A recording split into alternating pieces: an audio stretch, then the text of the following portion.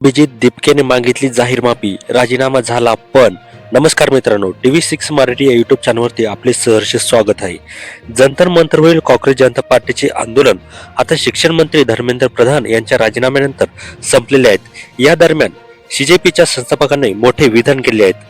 आंदोलन संपल्यानंतर दुसऱ्या दिवशी सकाळी उठल्या अभिजित दिपकेने माफी मागितलेली आहे. आता त्याने माफी का मागितली असा प्रश्न अनेकांना पडलेला आहे.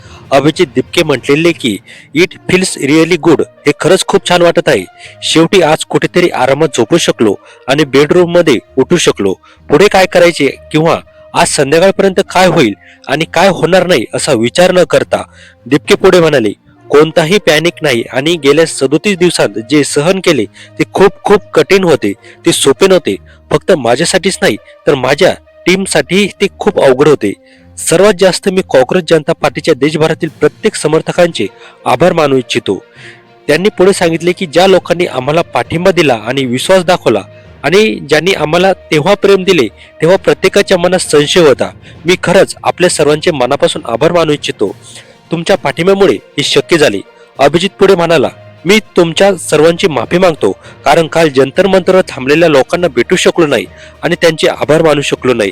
मला टायफॉइड झाला आणि तापही आलेला होता, त्यामुळे मी घरी आलेलो आहे, असं अभिजित दिपके यांनी म्हटलेलं आहे.